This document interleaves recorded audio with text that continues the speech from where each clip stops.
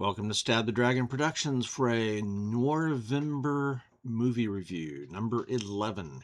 Coming to you from Fort Worth, Texas on November 23rd, 2025, where it is 66 degrees.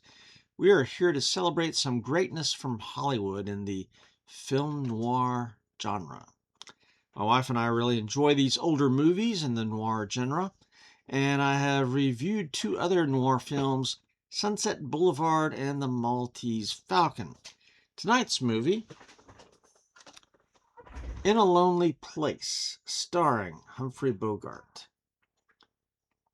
Since Bogart's favorite drink was a scotch and soda, I'll be sipping on some Johnny Walker Black, but not with soda. That's an abomination to me. So, just Johnny Walker Black straight.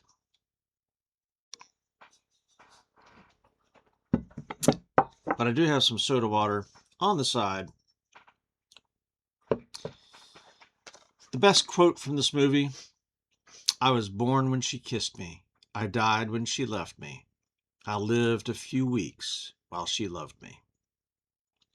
Just the facts. This is a 1950 film noir classic, produced by Robert Lord, directed by Nicholas Ray, starring Humphrey Bogart and Gloria Graham.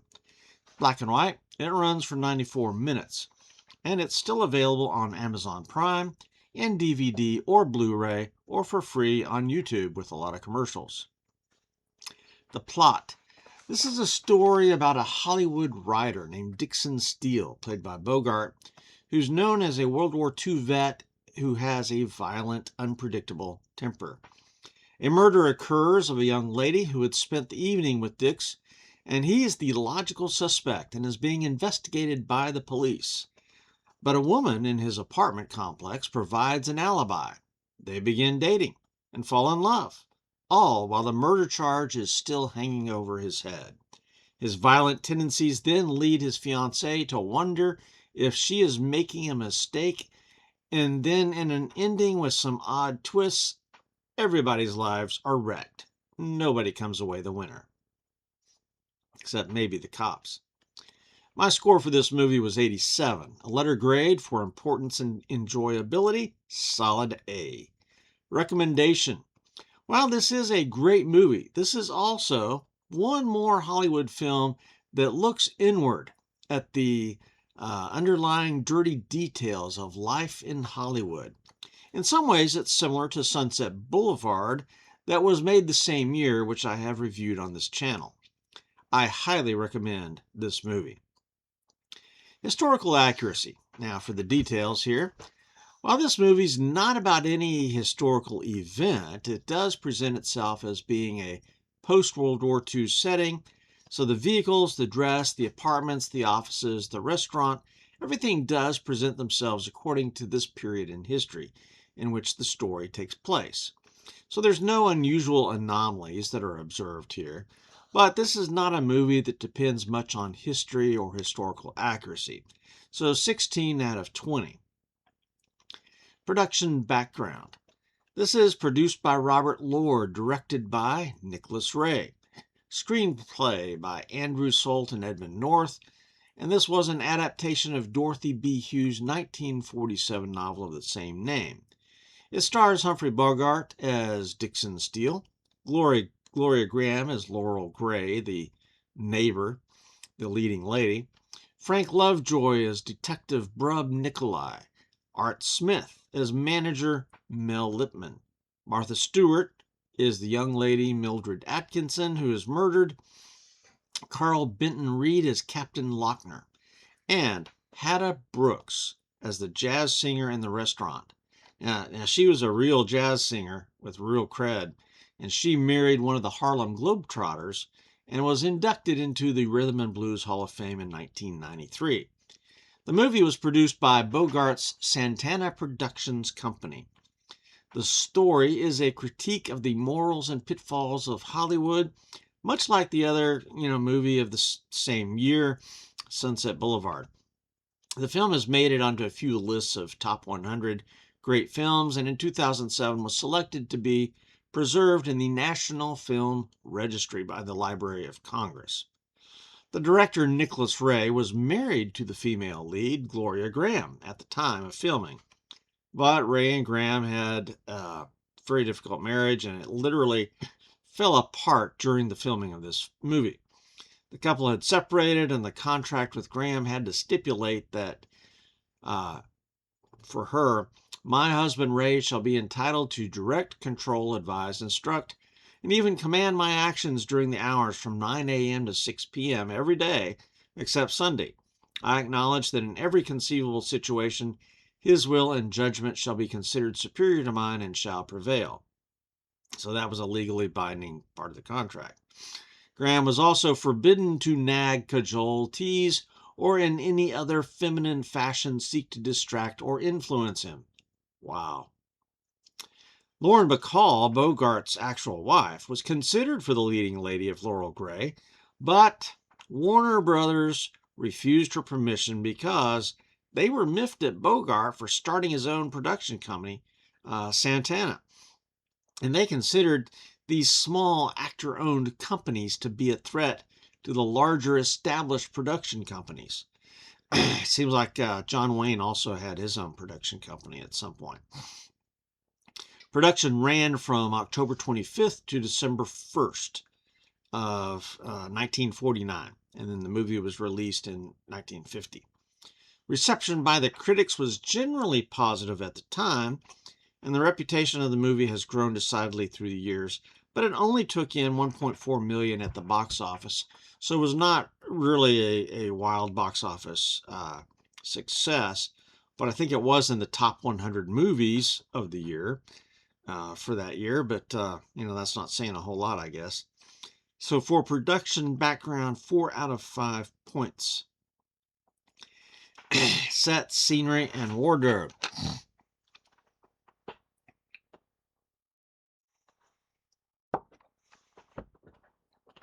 The set, scenery, and wardrobe was appropriate for the times portrayed. I saw no problems with them.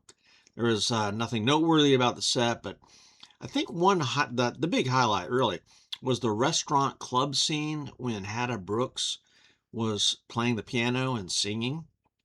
I see this kind of thing in older movies and TV shows, even like I Love Lucy, where Ricky Ricardo and his band play in clubs. Has this kind of thing disappeared from America? It seems to be a nice, classy setting where people dress up formally and very nicely. They go out to eat a nice meal or have drinks and listen to great live music being performed regularly and maybe dance. I think that's gone from our society now, and that's a loss, I guess. So for set, scenery, and wardrobe, 8 out of 10 points. Music. George Antheil wrote the score for the movie, and he had done another movie for director Ray. Antheil was an interesting guy. He was a composer, performer, author, critic, inventor. He worked with Hedy Lamarr on developing a radio frequency hopping torpedo system for the U.S. Navy. Who knew? Now, I knew about Hedy Lamarr. I did not know that George Antheil worked with her on that. And their system was actually put into practice by the U.S. Navy in the early 60s. The music was appropriate for the time and for a noir movie. The highlight, though, was that performance of Hannah Brooks in the restaurant where she was playing the piano and singing a slow jazz piece. So really, that was the musical highlight of the show. So 13 out of 15 for music. Story and plot. Dixon Steele was a Hollywood writer who had not really had a hit lately, but is presented with a novel for an idea that he's really not thrilled about. The young hat checker girl from the restaurant is invited to his apartment to read the novel to him, but after she leaves, she ends up being murdered that very night. Dixon, of course, is the logical suspect because he's got a violent streak in him, and he's well known for that. His neighbor, Laurel Gray, comes to his defense, though, to the detectives. Dixon and Laurel then start an affair which sparks Dixon's creativity, and he writes a great script while the murder is being investigated, and he is still under suspicion by the police. Now, his violent outbursts scare Laurel on a couple of occasions, so she is ready to quit the relationship when Dixon suddenly wants to run off to Vegas and get married.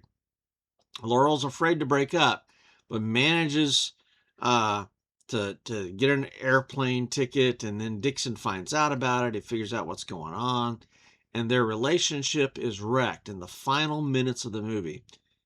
And then the police call to say that no, Dixon's been cleared. He didn't commit the murder. The boyfriend of the girl committed the murder. It's too late.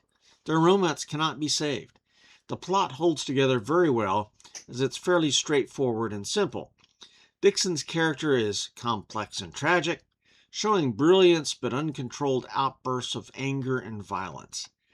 Now, the subplot here is another expose of behind-the-scenes life in Hollywood. So, in a sense, it's another trite example of Hollywood's navel-gazing. There's a whole series of movies that Hollywood makes where they look at themselves and tell their dramatic stories because they're such drama queens. So, there's that aspect of it, but it's still a great movie. So the story absolutely works for this genre. 19 out of 20 points for story and plot. Acting. Bogart does an excellent job here, showing the opposite characteristics of tenderness on one side, competence, brilliance even, and then out of control anger and depression. So he's all over the place in this movie. He is going through how the murder was done with his detective friend at a dinner party. That was chilling. As was his near murder of the driver of the car on the highway at night after the beach scene. Gloria Graham plays the leading lady in a very convincing manner as well, coming off of a big breakup, jumping to the defense of Dixon, ignoring the early signs, and yet persisting in thinking that she can change Dixon until it's too late to avoid the tragedy. So she comes across as a woman desperate to get involved in the movie-making business. And this is a perfect picture of the girls who cling to the bad boys to the bitter end. Art Smith plays Lippman, the agent for Steele. And he's the perfect example of a Hollywood agent who tolerates the intolerable behavior by an actor who occasionally makes him money, but regularly abuses him. Yeah, that was sad.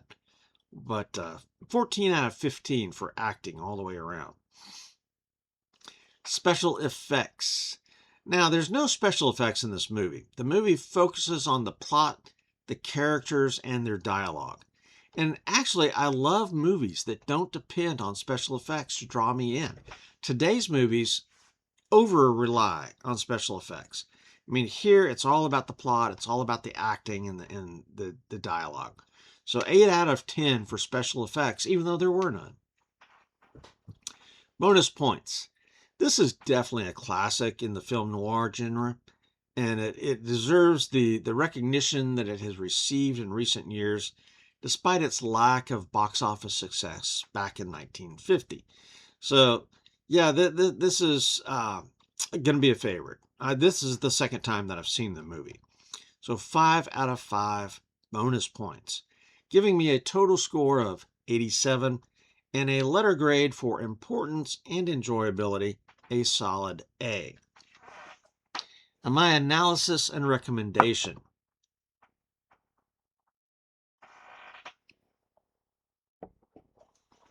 This is a great movie, but it's also one more Hollywood film that looks inward at the inward dirty details of Hollywood life. Again, similar to Sunset Boulevard, but I would even say Singing in the Rain or White Christmas, many others that are inward focused on the trauma of Hollywood.